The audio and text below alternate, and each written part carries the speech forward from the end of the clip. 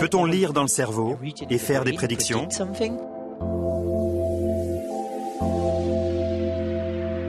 Les marketeurs peuvent-ils nous contrôler?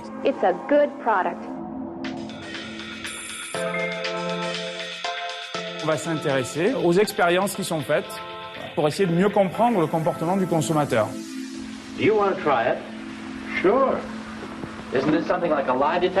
On pose des questions aux gens et on attend la bonne réponse.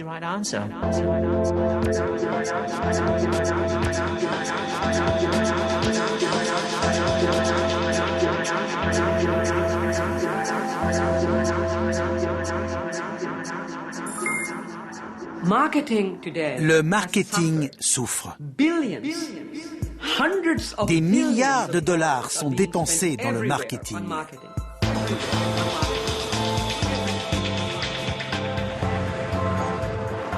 Nous sommes exposés à 2 millions de pubs télé dans notre vie. C'est comme regarder 8 heures de pub par jour, 7 jours sur 7, pendant 6 ans. C'est la crise. Chaque dollar dépensé doit faire la différence. Avec le neuromarketing, chaque dollar dépensé dans le marketing est extrêmement efficace. Le neuromarketing utilise les nouvelles techniques d'exploration cérébrale. Et en principe, il n'y a qu'un objectif, comprendre notre subconscient.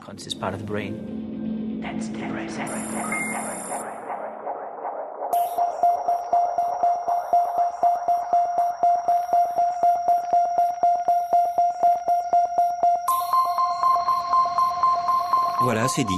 Il s'agit de comprendre notre subconscient. Oui, mais dans quel but? Pour mieux nous soigner, mais aussi pour mieux nous influencer? Ces questions et toutes celles que soulèvent les sciences du cerveau font débat à l'Assemblée nationale. Les parlementaires s'interrogent sur les enjeux éthiques des neurosciences, et notamment sur le neuromarketing. Oui, le cerveau nous intéresse, nous chercheurs, les médecins, etc. Mais ce qui est nouveau, c'est que notre cerveau les intéresse, et ce sont les publicitaires, ce sont les développeurs de jeux vidéo. Il y a tout un business qui implique des milliards qui existe autour des sciences du cerveau aujourd'hui. Alors, principalement aux États-Unis, mais c'est en train d'arriver chez nous.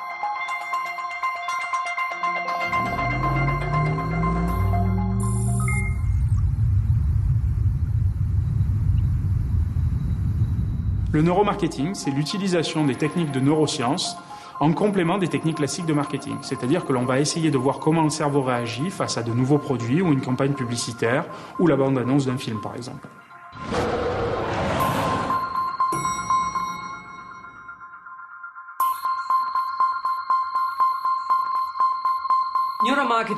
Le neuromarketing, c'est très simple.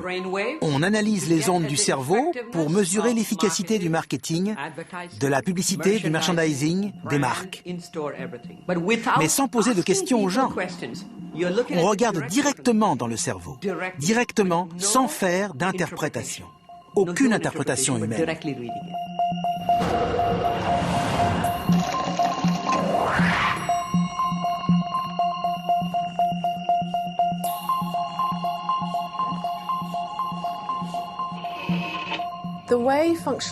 Grâce à l'IRM, on peut disséquer le cerveau avec une résolution millimétrique. Ces techniques, qui nous permettent d'observer les processus inconscients qui déterminent nos comportements, nous permettent également d'interroger le cerveau du consommateur et de lui demander ce qu'il veut vraiment. How can industry be sure that what it makes are the things that people really want?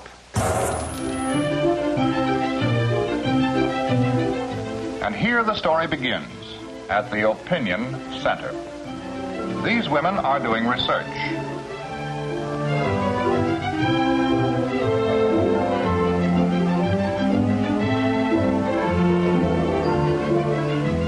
And these women are doing research too.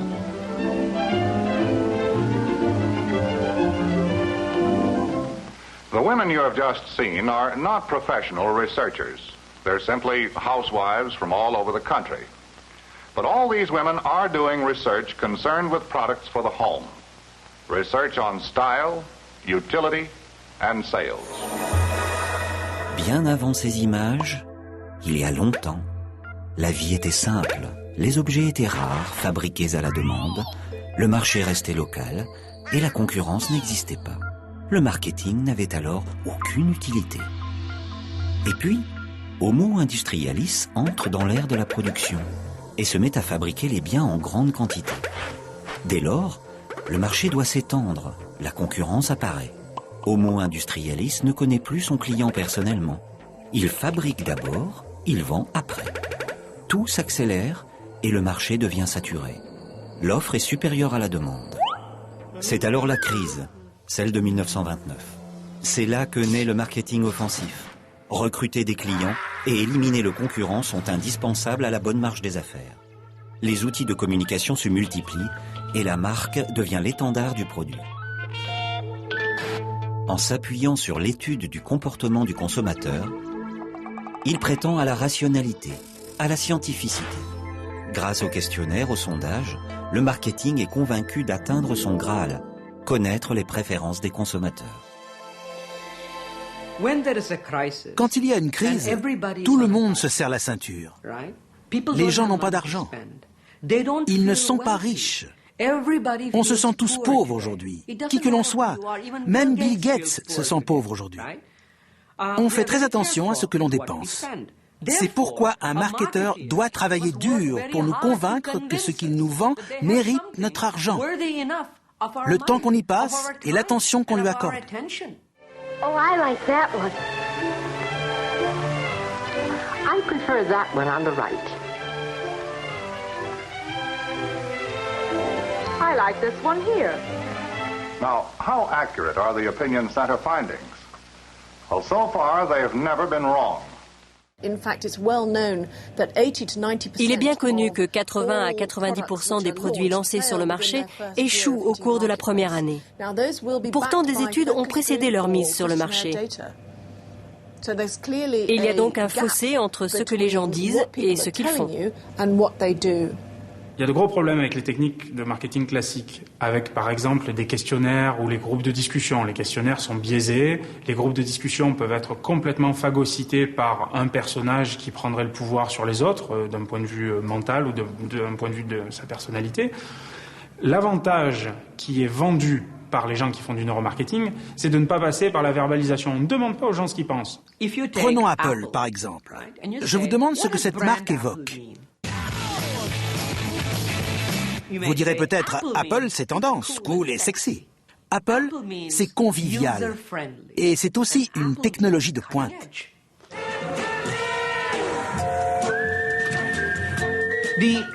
L'approche traditionnelle consiste à demander « Pensez-vous qu'Apple soit tendance, cool et sexy ? Pensez-vous qu'Apple soit à la pointe ?» Mais dès que je vous pose la question, la réponse est déjà biaisée.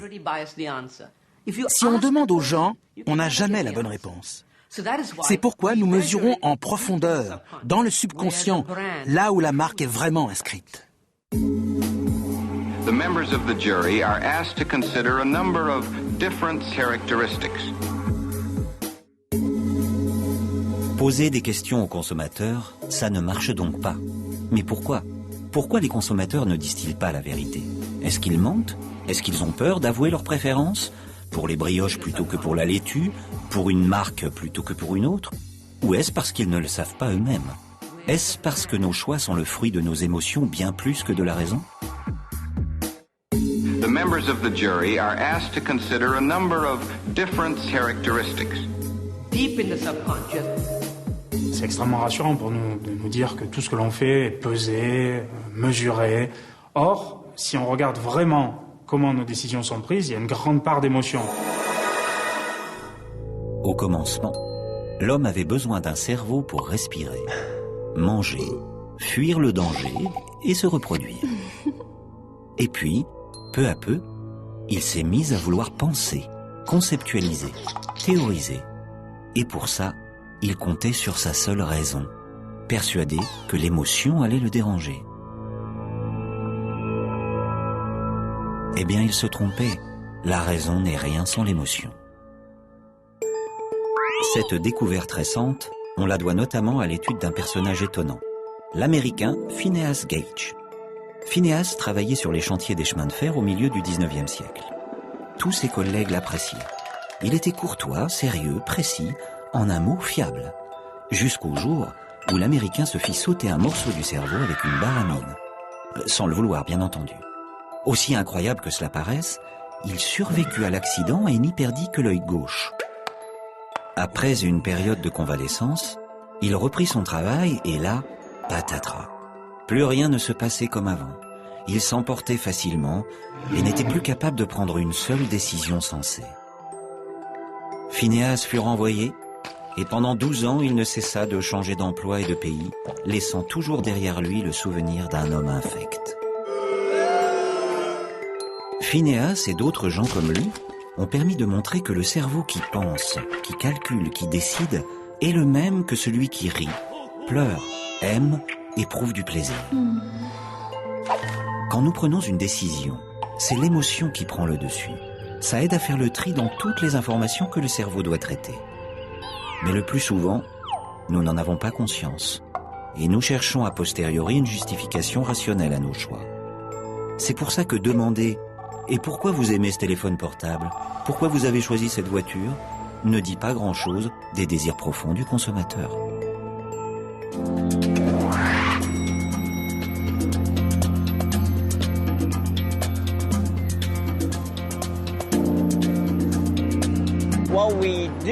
Ce qu'on fait tous les jours est irrationnel.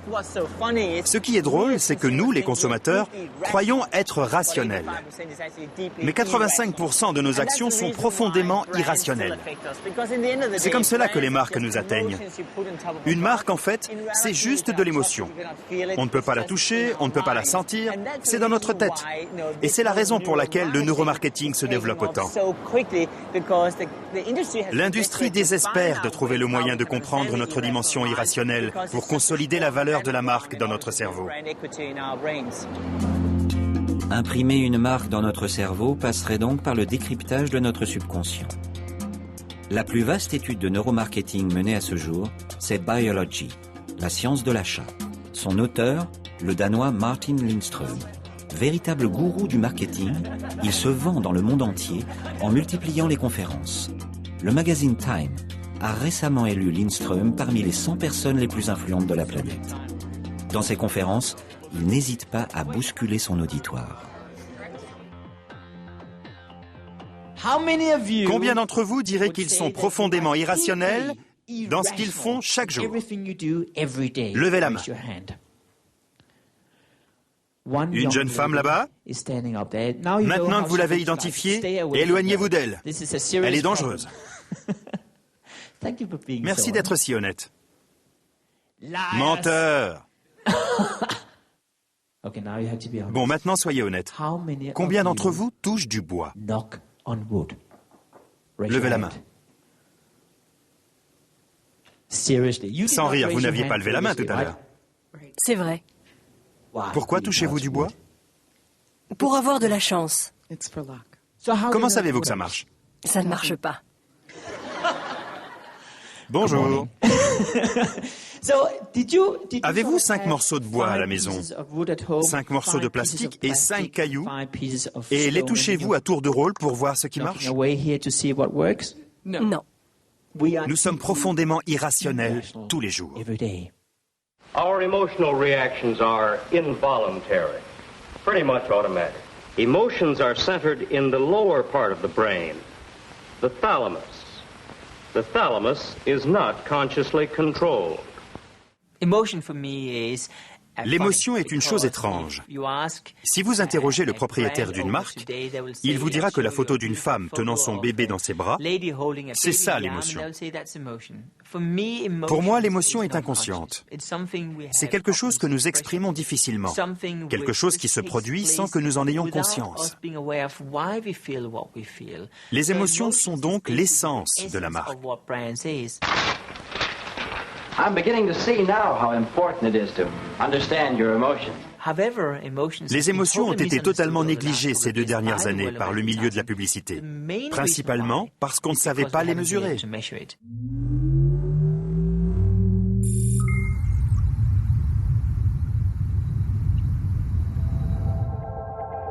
Actually, it measures and records all kinds of emotional responses.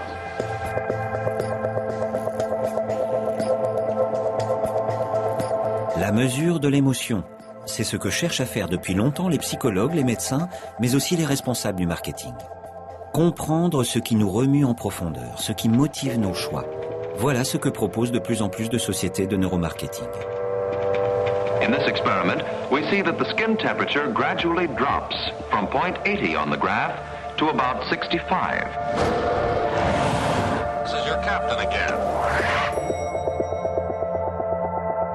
Ici, à Berkeley, la société Neurofocus, l'une des plus grosses entreprises de neuromarketing dans le monde, assure mesurer l'efficacité d'une publicité grâce à l'électroencéphalogramme.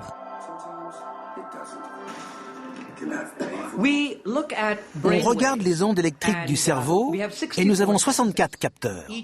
Chaque capteur contrôle le cerveau 2000 fois par seconde. Donc, en une seconde, on a 128 000 données enregistrées. Imaginez ce qu'on obtient en 30 secondes, en une minute. Ce sont des milliards de données. On mesure ainsi 3 paramètres, et seulement 3 paramètres, mais très précisément. La précision est très importante pour nous, car nous sommes une entreprise scientifique. Avec l'apothécasémir, mon chien a le sourire. L'efficacité publicitaire s'appuie ici sur la tendance à la joie. Si mon chien sourit, je souris.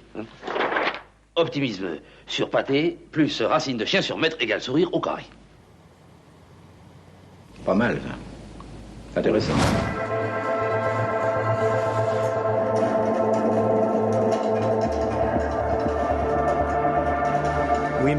On mesure ces ondes cérébrales avec une publicité d'1 minute. À partir de là, nous mesurons 3 paramètres qui sont l'attention, l'émotion et la mémoire. On en déduit un score d'efficacité qu'on applique à la publicité que nous venons de voir. Comme vous pouvez le voir sur le graphique derrière moi, chaque paramètre a son propre score et c'est leur combinaison qui donne le score général d'efficacité. Cette publicité a un très bon score. Sur ces paramètres, on voit que l'attention est très élevée. Bon, l'attention est ce qu'il y a de plus facile à capter, c'est pour cela que c'est toujours élevé. Mais si on regarde la courbe de l'émotion, on voit que ça monte et ça descend. Et c'est ça qu'on veut voir. Une émotion trop forte peut provoquer un rejet. On se fatigue vite de certaines publicités. Donc, des hauts et des bas, c'est bon signe. La dernière mesure est la mémoire. Et c'est la plus difficile à capter. Ici, nous disons que c'est une bonne publicité parce que la mémoire est très élevée dès le début.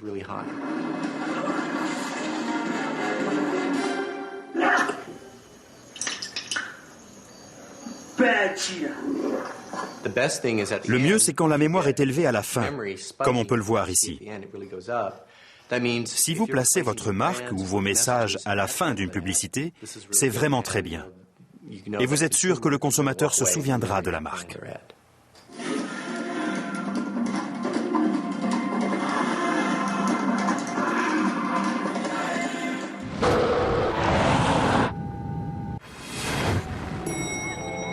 Les sociétés de neuromarketing traquent donc notre mémoire.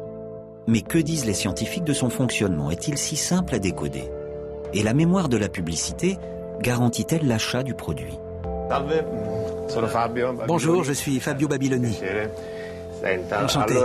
Alors aujourd'hui, on va faire un enregistrement avec l'électroencéphalogramme. On va regarder ton activité cérébrale pendant que tu regardes un film.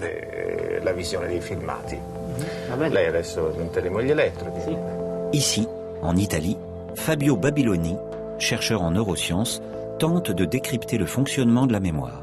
Mais pas dans le même but. Lui et son équipe veulent en comprendre les mécanismes, observer l'activité d'un cerveau qui se souvient et celle d'un cerveau qui oublie. Et pour cela, le meilleur outil, c'est en... La mémoire d'une publicité ne signifie donc pas forcément l'achat du produit.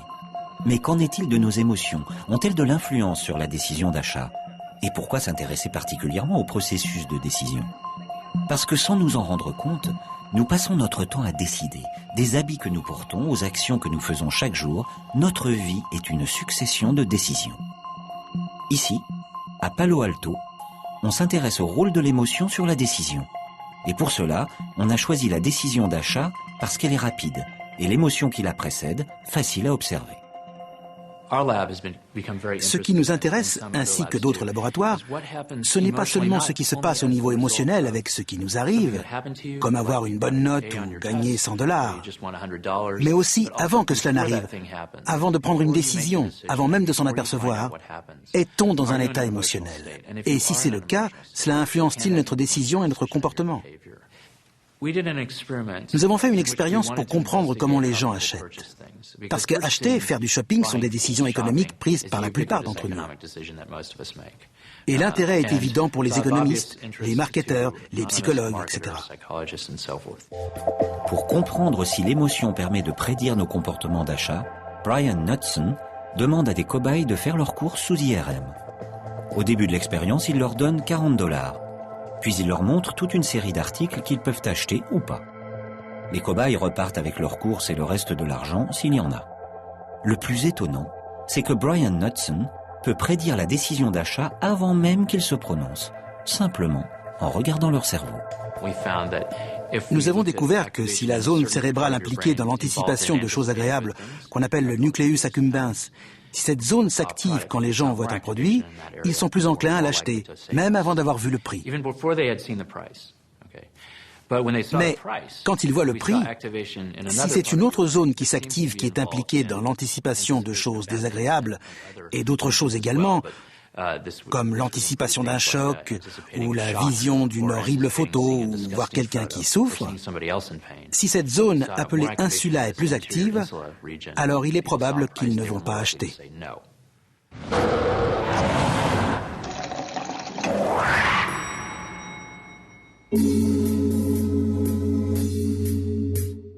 Être ému par une publicité sans souvenir, voilà donc des critères désormais mesurables.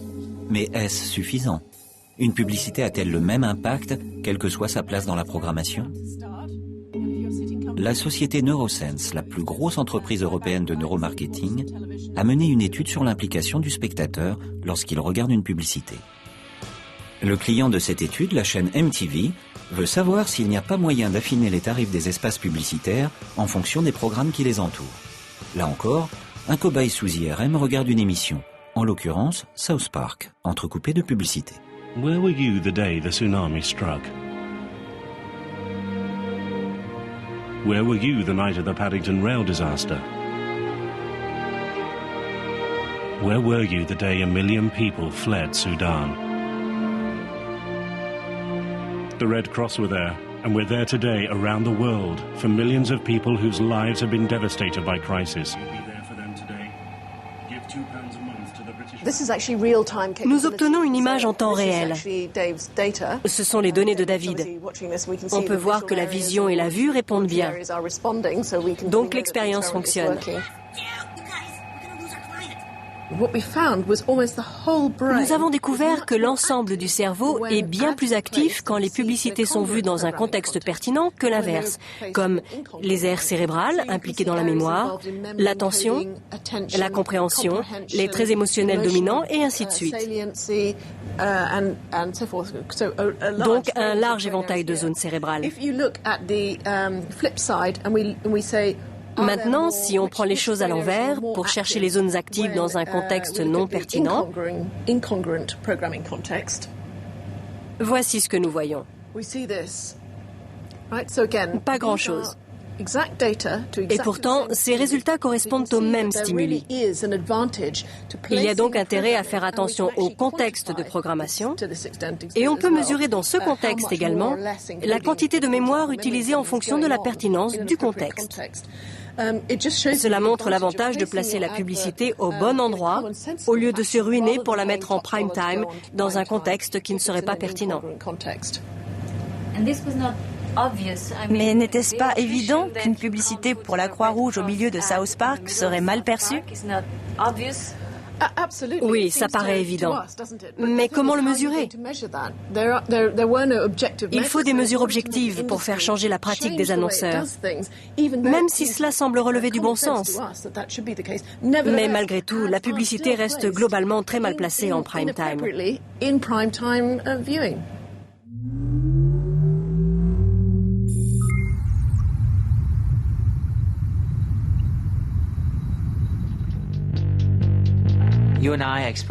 Nous sommes exposés à 2 millions de pubs télé tout au long de notre vie, soit 8 heures de spots publicitaires, 7 jours sur 7 pendant 6 ans. On ne peut pas se souvenir de tout. Donc, pour survivre, nous devons sélectionner. Et nous savons désormais que le cerveau fait la sélection pour nous. Sinon, on buggerait, comme un ordinateur. On se souvient de ce qui est pertinent. Le reste est littéralement effacé de notre cerveau. Et devinez quoi? 99,9% des pubs sont diffusées hors contexte. C'est pour cela que ça ne marche pas. Et c'est pour ça que les consommateurs sont irrités. Une bonne nouvelle donc. Dans l'abondance publicitaire, notre cerveau, somme toute assez malin, fait le tri. Mais s'il est capable de sélectionner, il adore par-dessus tout être rassuré. Et c'est là que Martin Lindström fait une découverte étonnante. Le sentiment de sécurité et d'appartenance à une communauté fonctionne de la même manière dans notre cerveau pour une marque comme pour la religion. Pour appuyer sa démonstration, le Danois donne la parole à un pasteur.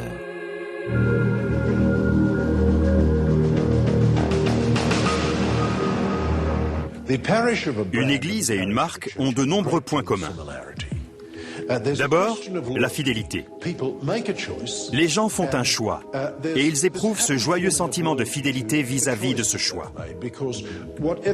Quel qu'il soit, un choix reflète une préférence. Il crée un sentiment de bien-être, quelque chose qui nous délivre. Il y a un lien évident entre une marque, au sens religieux, et une marque au sens commercial. C'est un lien psychologique, mais aussi spirituel.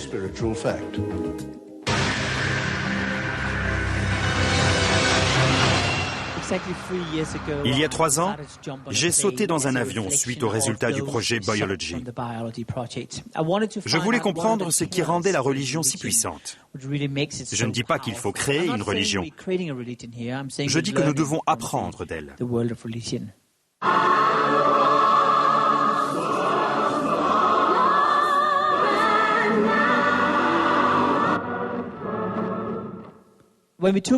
Avec des marques comme Apple et Harley-Davidson, ou avec la foi chrétienne, on voit une intense activité de la région centrale du cerveau où se trouve le sentiment d'appartenance, mais aussi la peur.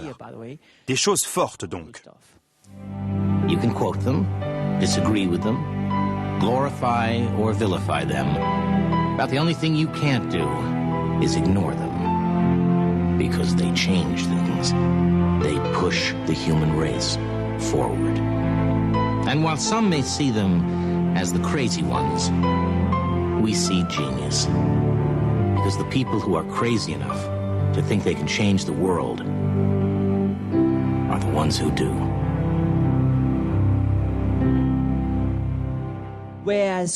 Par comparaison, des marques comme BP ou Microsoft ne provoquent aucune activité dans cette région du cerveau. Ça, c'est intéressant. Cela nous montre que si la religion est là depuis 2 ou 3 000 ans, ce n'est pas une coïncidence. Il y a des choses qui influencent notre comportement. La peur est si présente dans le monde où l'on vit qu'il n'est pas étonnant que les marques s'en servent.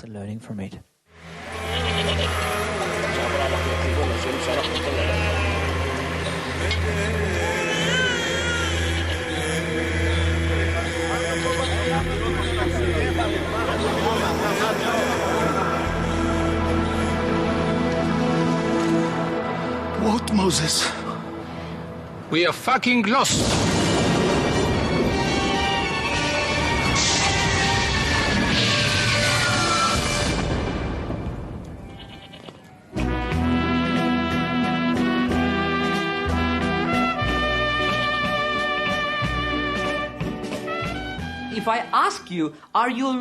Si je vous demande si vous êtes fidèle à une marque, vous me direz non.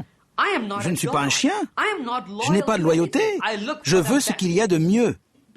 Mais dans votre subconscient, vous êtes peut-être fidèle, même si vous avez du mal à l'admettre.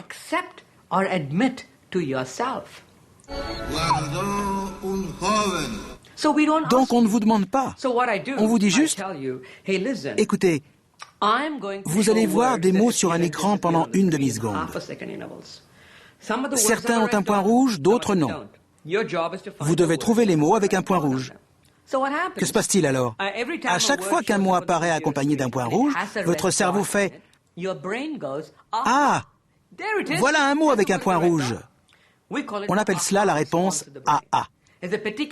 En termes neurologiques, c'est la réponse P300, une signature absolument unique.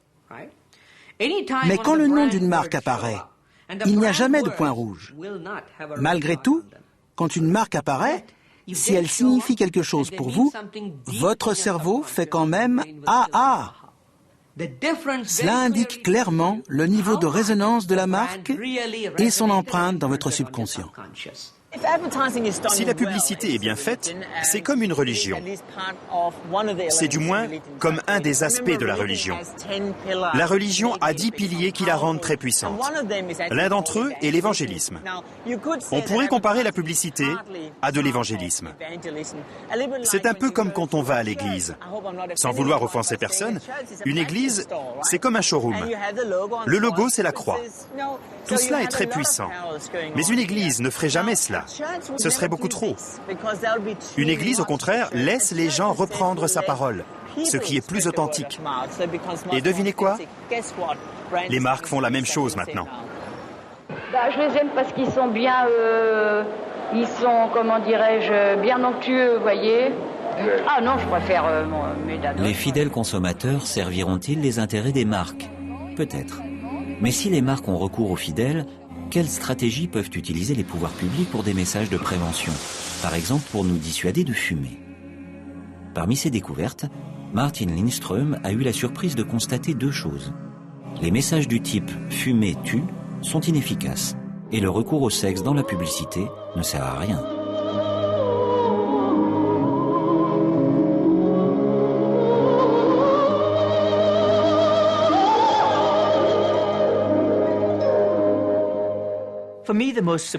Nous avons fait deux découvertes surprenantes. En testant les messages de santé sur les paquets de cigarettes, on a vu que ça ne marchait pas. En fait, ils ont l'effet inverse. Et ça, c'est une énorme surprise. This then is an example of a product that represents one of America's largest farm crops and one of the most controversial consumer articles. Je travaille avec plusieurs gouvernements dans le monde pour résoudre le problème du tabagisme. Et pour être franc, ce n'est pas pour demain. Mais on peut sans doute améliorer la situation. Ce que nous avons appris à propos des messages sur les paquets, c'est que quand vous voyez un paquet de cigarettes et que vous voyez le message, le nucléus accumbens est activé en premier. C'est la zone du cerveau liée au désir. Donc, vous voyez le message de santé, et 10 secondes plus tard, vous allumez votre cigarette et vous vous sentez bien. 10 minutes plus tard, vous reproduisez le même cycle. Et vous savez ce qui se passe? Vous finissez par associer les messages à se sentir bien.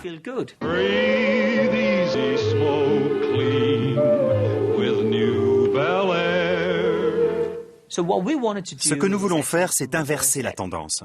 Déconnecter le lien entre le message de santé et se sentir bien. Pour ça, il faut changer le format des messages en permanence. Un jour, le paquet est blanc. Un autre, il y a du texte. Le troisième jour, c'est une image. Le quatrième, le paquet est rouge.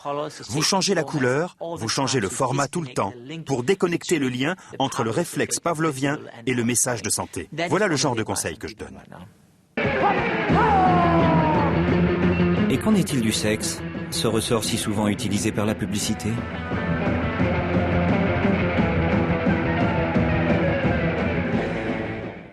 Le sexe ne fait pas vendre. Nous le savons dorénavant, grâce à Biology. On pensait le contraire. Cela a pu être vendeur dans le passé, mais il y a deux problèmes. D'abord, le sexe est tellement envahissant dans notre cerveau que dès qu'on en parle, on ne pense plus qu'à ça. Et on oublie complètement la marque. Quand on n'a rien à cacher, rien à cacher, on le montre. Joker n'a rien à cacher. Joker n'a rien à cacher, rien à cacher. Joker 100%, je ne fais rien à cacher. Joker. L'autre problème, c'est que de nos jours, le sexe est accessible partout. Cela prend 2 minutes en se connectant sur Internet. Le sexe n'est plus entouré de mystères comme il y a 10 ans. C'est pour cette raison qu'il n'attire plus l'attention.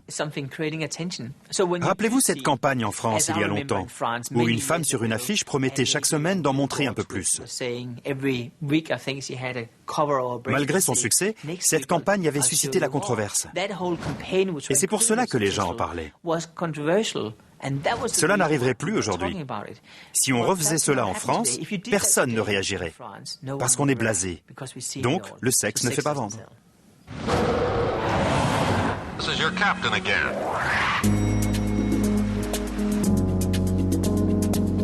S'il est inutile de s'adresser à nos pulsions sexuelles, il est en revanche primordial de parler à nos sens. L'ouïe, l'odorat sont encore trop négligés par la publicité. Et la raison, prétendent certains, serait liée à l'évolution de l'espèce humaine. Car malgré toutes ces années d'évolution, certains de nos instincts primitifs l'emportent encore et toujours. Il paraît que c'est la faute à notre cerveau reptilien. D'aucuns font de cet argument la base de leur commerce. C'est le cas de la société Salesbrain, qui propose des formations à la vente. Bonjour. Et si vous pouviez créer la bonne perception dans le cerveau de vos clients? Et si vous pouviez délivrer votre message à la partie du cerveau de vos clients qui prend les décisions? Qu'est-ce que cela voudrait dire pour vous? Plus d'affaires? Quel impact cela aurait-il sur votre business? Et si le neuromarketing vous donnait la formule pour faire cela? Et si vous pouviez écrire le discours qui tue en seulement 3 heures? I like selling. I like it here. I like the job too. I just hope the job likes me. Cela vaut-il la peine d'y passer du temps ce matin? Cela vaut-il votre cotisation syndicale pour les 10 ans à venir? Bien. Bonjour, je suis Patrick Renvoise. Je suis français, personne n'est parfait. Comme vous le savez, j'ai passé ma vie dans la vente et le marketing. Mais je n'ai jamais été satisfait des formations que j'ai reçues. J'ai donc inventé ma propre méthode. Voici ce que j'aimerais faire avec vous aujourd'hui. J'aimerais vous donner un aperçu de ce que nous savons sur le fonctionnement du cerveau. On aide les entreprises à appuyer sur le bouton d'achat dans le cerveau de leur audience.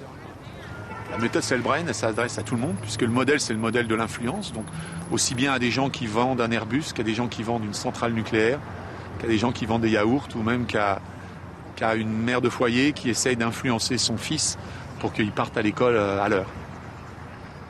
Je vais résumer avec une diapo ce que nous savons du processus de décision.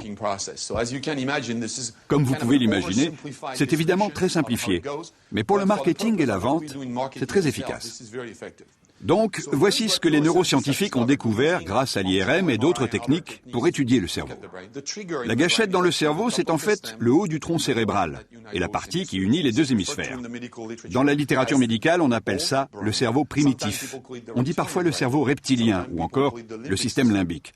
Peu importe comment vous l'appelez, l'important, c'est que nous utilisons la plus ancienne partie de notre cerveau pour prendre toutes nos décisions. Il y a une bonne et une mauvaise nouvelle. La mauvaise nouvelle, c'est que nous décidons comme un crocodile. Pourquoi?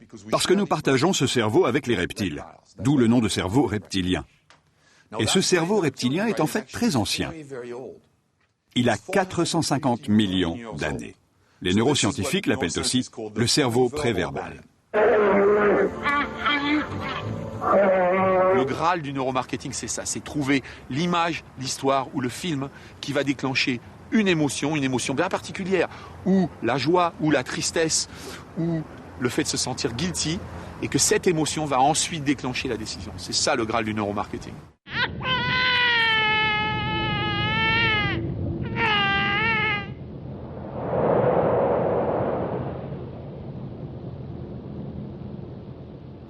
Comment aller au-delà des mots pour exprimer votre valeur ajoutée?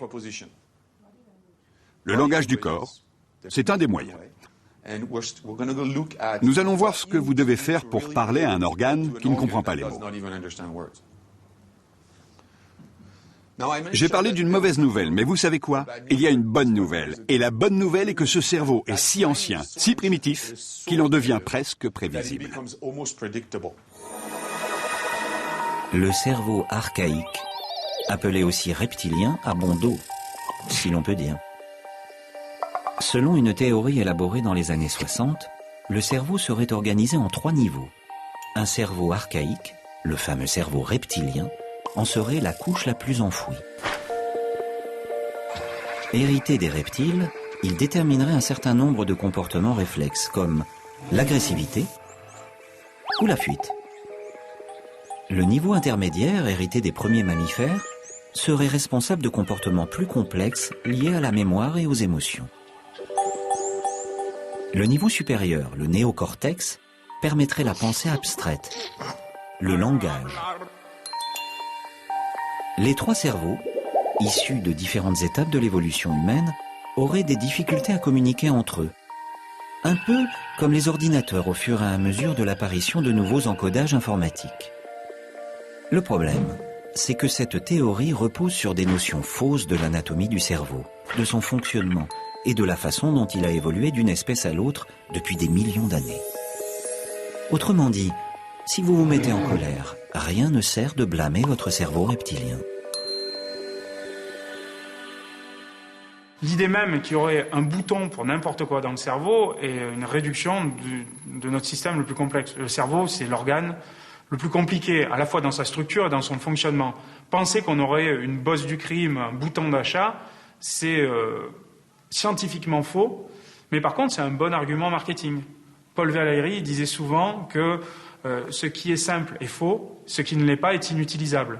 Donc, quelque part, pour vendre le neuromarketing, vous entendrez parler de cerveau reptilien, vous entendrez parler de boutons d'achat, de décisions immédiates, de contrastes, etc., de peur.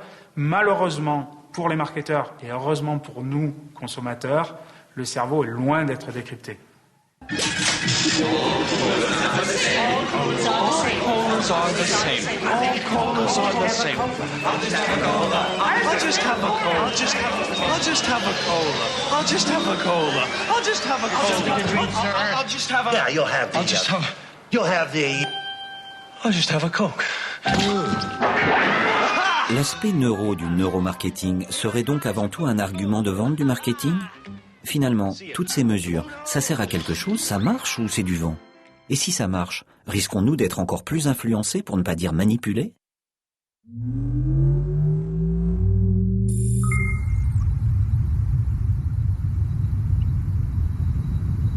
En aucun cas aujourd'hui, un marketeur honnête va vous dire « j'ai la réponse absolue, la publicité qui marche à 100% grâce aux neurosciences ». Tout ce que nous savons sur le cerveau est surestimé par les investisseurs et les industriels.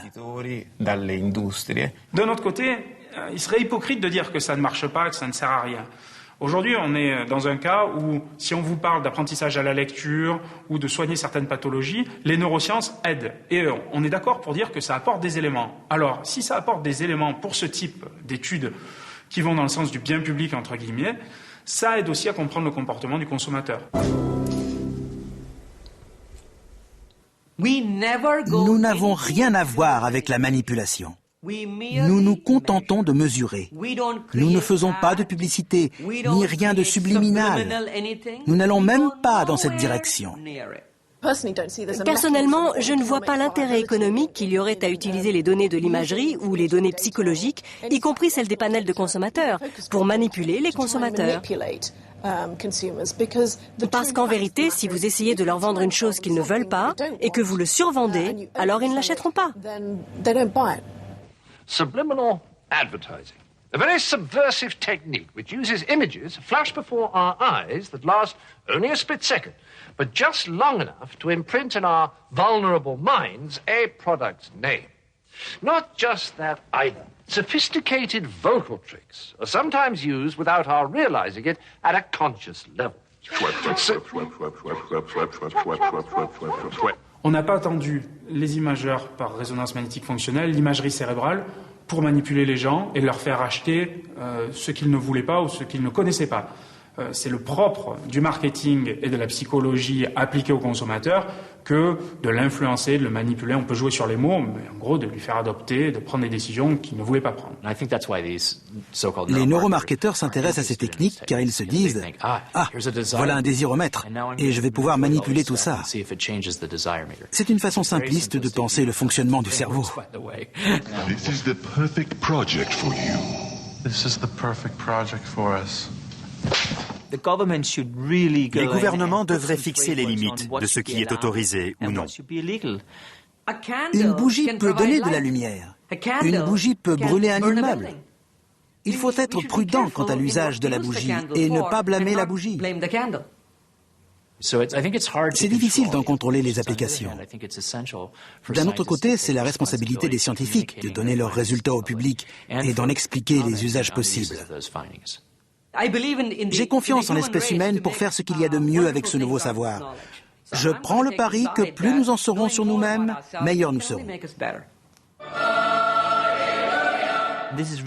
Pour le consommateur, c'est une bonne nouvelle. On ne peut pas installer de boutons d'achat dans le cerveau. Et Dieu merci, on ne peut pas contrôler les esprits ou lire dans les pensées.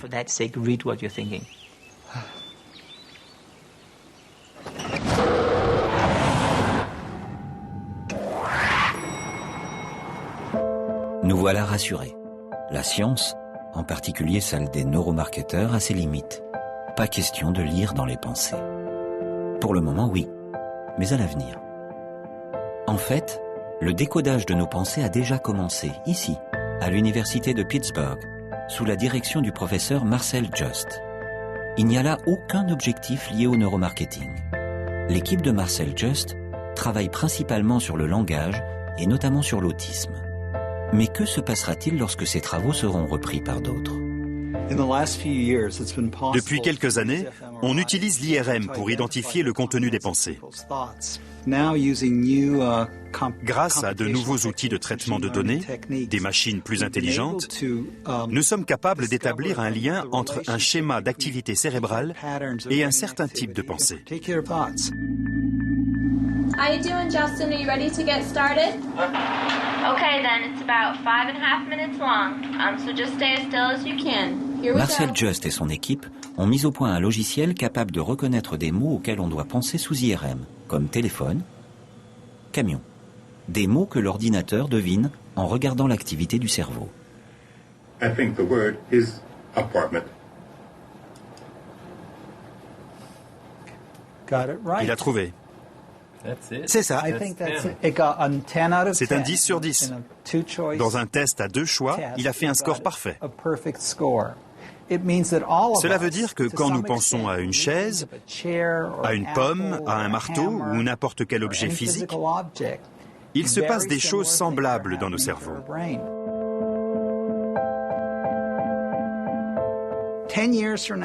D'ici 10 ou 20 ans, on n'aura plus besoin de l'IRM.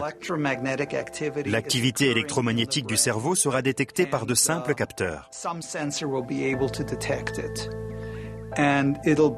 On aura peut-être un petit matériel portatif avec lequel on pourra voir ce qui se passe dans le cerveau d'une autre personne. Ce sera un peu comme un camp de nudisme mental.